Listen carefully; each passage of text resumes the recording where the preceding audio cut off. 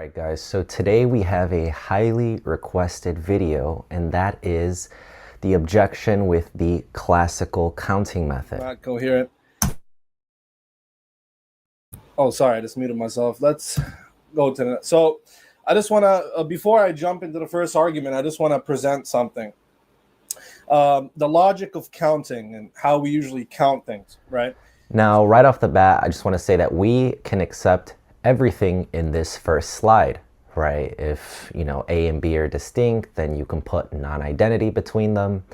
And when we're counting a particular thing or something, we have to specify the kind of thing that it is that we're counting, the class or the sortal or whatnot, whatever type of thing it is in, we're counting in accordance with that category or kind. That second one is crucial. As you'll see, he tries to flip this in this second slide into something much more controversial than he previously stated in this first slide. So this is the first argument I'm going to present today. One, for all x and y, if x is God and y is God, then x just is y. That's under the formal regimentation of monotheism. So in our shared worldview, there is just exactly one God. Now guys, this is the most important part of his argument, the first premise. So what does he state here? Well, he states for all x and for all y, if x is God and y is God, then x equals y. And he claims that this is just expressing monotheism, that there is at most one God. Now, this does express a uniqueness claim. It does express that there is just one God, but it doesn't only express that. It also expresses that for anything that is said to have the predicate of God, those names, maybe let's say Sarah and John, who are God, are identical to each other.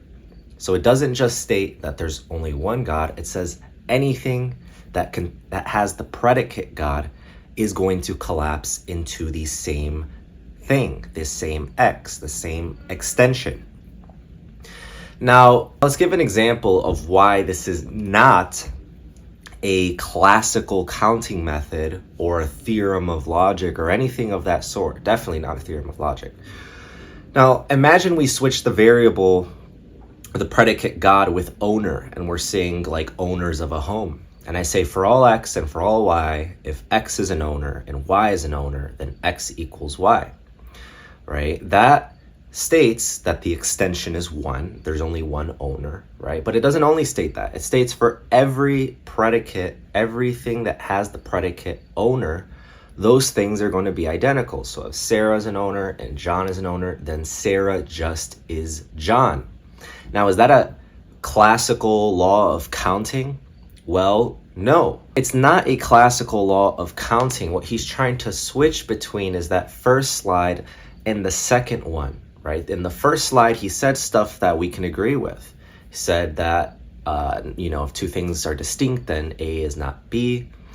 And when we count things, we count within a type. Okay, in both cases, we're doing that, right? In the case with non-identity, we're doing that. In the case with identity, we're doing that. And this brings us to the controversial issue here, which is the first premise is baking in the collapse between person and God, right? And Trinitarians obviously make a distinction between person and God. We don't collapse them. We don't say anything that has the predicate God, right? Any of the persons whom have the predicate God are just each other. Clearly, that does not represent Trinitarian doctrine. So his first premise is already assuming what he needs to prove, which is that the persons collapse into each other. So of course, we are not going to accept that first premise, and it is not a classical law of counting. Right? So for all x and y, if x is God and y is God, if x is the one God and y is the one God, then x just is y. They're identical under classical counting method.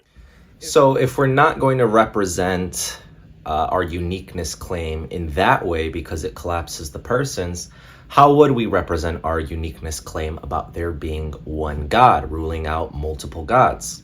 Well, we could do it using a multi-sorted logic. Now, multi-sorted logic is not sortal logic or relative identity, like you guys may be familiar with.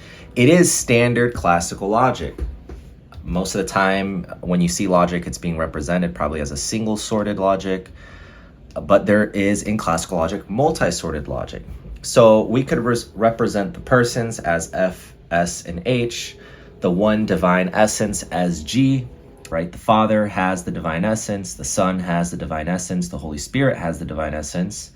Now, notice this, the extension for divine essence is still one. The uniqueness claim still exists for the divine essence, right? So there is at most one divine essence, at most one God.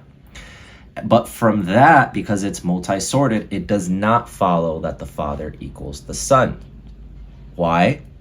Because the persons are not the objects being quantified over in the uniqueness statement about the divine essence.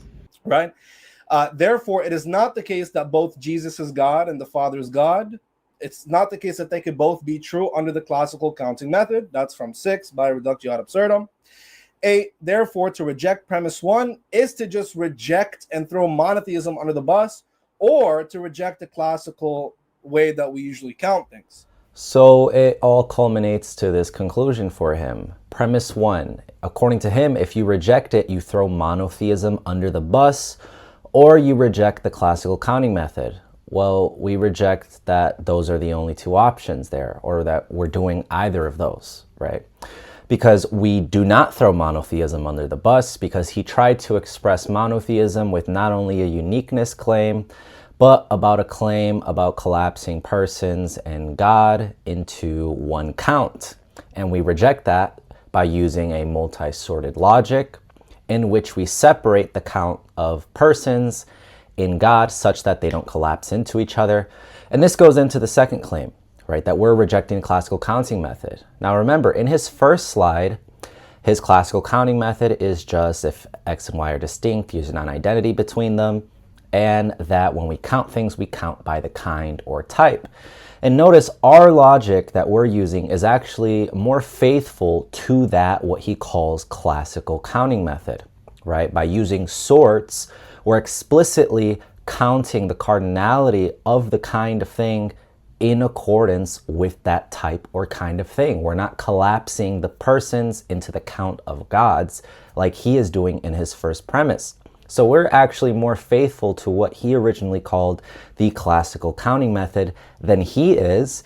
And of course, we don't reject monotheism or throw it under the bus, because we still have a uniqueness claim about God or the divine essence in our formalization, which limits the amount of essences to only one being shared amongst the divine persons.